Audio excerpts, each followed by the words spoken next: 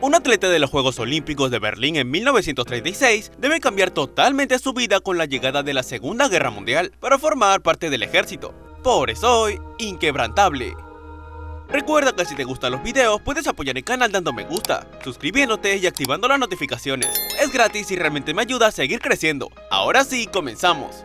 Esta historia, basada en la vida real, comienza durante la Segunda Guerra Mundial, cuando una misión de bombardeo sobrevuela el océano con el fin de detonar unas bombas, pero los enemigos comienzan a atacarlos en medio de la misión. Durante el ataque, conocemos a nuestro protagonista Louis, que intenta cerrar las compuertas de las bombas para evitar que los misiles los maten, pero estas se encuentran atascadas y en medio de la ofensiva algunos de los soldados resultan heridos. El piloto de la aeronave encuentra varios daños graves debido a los ataques recibidos, que incluye una falla en los frenos, y por si fuera poco, la base militar se encuentra a 5 horas de vuelo. En eso, Louis recuerda un momento en su niñez durante una misa en la que le costaba prestar atención a lo que decía el sacerdote porque se distraía fácilmente, y luego los vemos correr cuando es perseguido por un policía hasta que llega a un sitio en donde comienza a tomar alcohol y fumar. Poco después, un grupo de chicos comienza a molestarlos por ser un italiano viviendo en Estados Unidos, hasta que el policía que lo perseguía lo salva de ellos y lo lleva de regreso a casa de sus padres, diciéndole a su madre que Louis se peleó de nuevo. Su madre comienza a pegarle cuando se entera de que estuvo bebiendo licor, pero a pesar de esto, el chico continúa haciéndolo a escondidas, y un día durante una competencia de atletismo de su hermano es descubierto nuevamente. Así que Louis sale corriendo a toda velocidad para no ser atrapado, y cuando su hermano ve que el chico es bastante rápido, decide comenzar a entrenarlo, motivándolo para que no termine siendo un vago, y que al crecer sea alguien productivo. Desde las primeras competencias, nuestro protagonista comienza a destacar, y con el pasar del tiempo se convierte en un gran atleta apodado El Tornado debido a su velocidad. Con el pasar de los años fue mejorando y después lo vemos despedirse de su hermano, porque participará en los Juegos Olímpicos de 1936 que se llevarán a cabo en Berlín. De regreso al presente, vemos que el piloto de la aeronave decide hacer un aterrizaje forzoso a pesar de que esto sea sumamente peligroso. Pero por suerte logran aterrizar a salvo, aunque algunos de sus compañeros murieron en el ataque que recibieron horas antes. Más adelante, Louis ve que el piloto está rezando y se acerca a él para preguntarle si Dios le ha respondido sus oraciones. Después lo vemos entrenar en la isla en la que se encuentra con el resto de soldados, quienes le dan ánimo para seguir adelante. Entonces recibe la misión de rescatar a la tripulación de otra aeronave que cayó en el mar de Cantón, y el equipo emprende el vuelo en el viejo avión donde recibieron el ataque. Pero a mitad del recorrido, los dos motores izquierdos comienzan a fallar, y todos empiezan a desesperarse ya que el avión está a punto de caer al mar. Justo en ese momento de terror, Louis recuerda cuando se llevó a cabo la inauguración de los Juegos Olímpicos y de su primera competencia allí, mientras su familia escucha la narración de la carrera por radio para saber cómo será el debut de nuestro protagonista.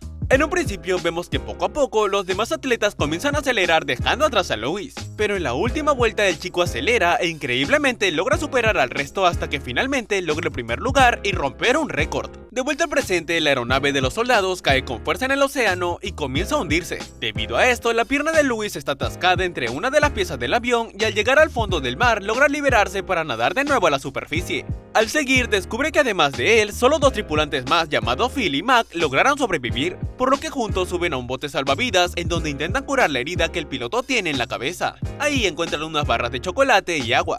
Así que Louis comienza a organizar las raciones para que pueda alcanzarles hasta que alguien los encuentre. Al día siguiente, despiertan con el sonido de un avión, por lo que Louis dispara una bengala y los demás intentan hacer señales de auxilio. Pero el avión sigue de largo sin verlos y todo se complica aún más cuando descubren que Max se comió las pocas provisiones que tenían. Con el pasar de los días, el hambre se hace insoportable y cuando una vez se para en el bote salvavidas, Louis no duda en tomarla de una pata para matarla. Todos están dispuestos a comerla, pero al hacerlo terminan vomitando en cuestión de minutos. Entonces a Phil se le ocurre usarla como carnada para pescar y a los segundos logran atrapar a un pez con el que se alimentan de forma nutritiva, mientras conversan sobre una tripulación que también se perdió, y aunque sobrevivieron, terminaron volviéndose locos. Cuando se cumplen 18 días perdidos en el mar, vemos a los chicos afectados por rayos del sol y la falta de agua. De noche, Louis y Phil ven las estrellas mientras hablan sobre los propósitos de Dios, y esa madrugada una fuerte tormenta revoluciona el agua del mar. Con mucho miedo, todos se agarran de las cuerdas y Louis le hace una promesa a Dios y logra sobrevivir a esta. Te juro que dedicaré mi vida entera. Al amanecer, la lluvia despierta a nuestros soldados y emocionados los tres abren las bocas para beber el agua luego de muchos días deshidratados. Más adelante, Louis atrapa un pequeño tiburón que estuvo rodando el bote salvavidas y lo mata con un cuchillo para finalmente volver a comer. Durante el día 27, Phil se da cuenta que hace 4 días superaron el récord de la tripulación perdida que enloqueció, y en eso un avión pasa por encima de ellos, así que Louis dispara nuevamente la bengala. Esta vez el avión se devuelve, y los 3 soldados están emocionados porque finalmente se ha acabado la pesadilla. Pero cuando la aeronave se acerca a ellos, comienza a dispararles porque son los enemigos. Así que los chicos se lanzan al mar para protegerse de los disparos, pero deben regresar rápidamente porque un tiburón comienza a perseguirlos. Y por si fuera poco, el avión regresa para dispararles de nuevo, haciendo que solo Louis salte de nuevo al mar. Cuando vuelve a la superficie, nuestro protagonista regresa al salvavidas preocupado por sus compañeros, quienes milagrosamente han sobrevivido. El problema es que el bote salvavidas se está desinflando debido a los disparos, y cuando están colocando los parches para volver a inflarlo, un tiburón intenta atacarlos, pero por suerte Mac logra defenderse.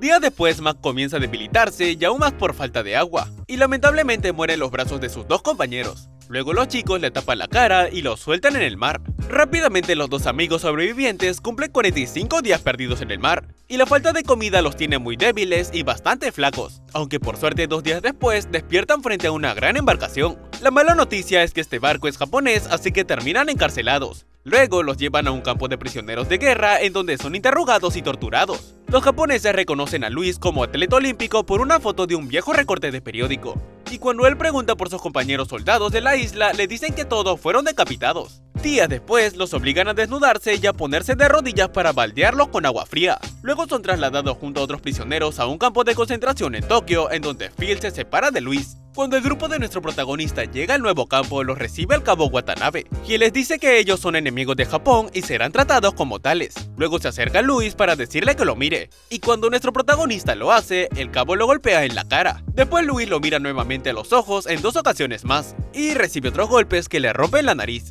Entonces Watanabe le ordena que deje de mirarlo y se va.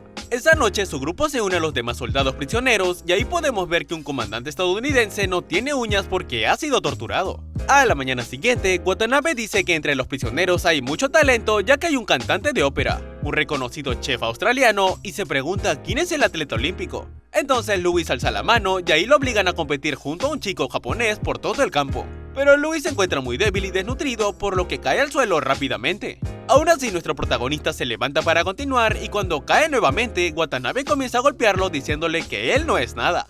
Más tarde, Louis descubre que otros prisioneros están copiando unos mapas que robaron a los japoneses. Y los siguientes días vemos que en medio de trabajos pesados, todos colaboran para tener más comidas e información confidencial a escondidas de sus enemigos.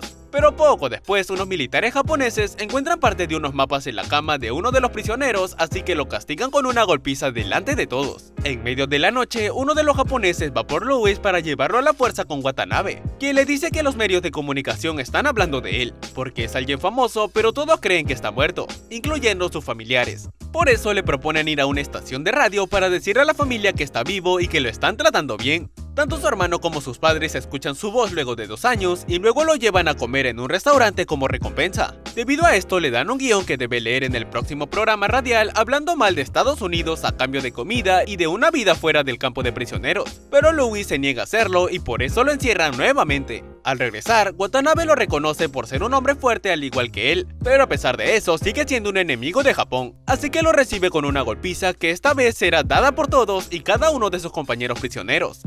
Hágalo, señor. Vamos. Al día siguiente, los prisioneros organizan una obra de teatro y por primera vez en mucho tiempo, los soldados estadounidenses disfrutan y vuelven a reír en mucho tiempo.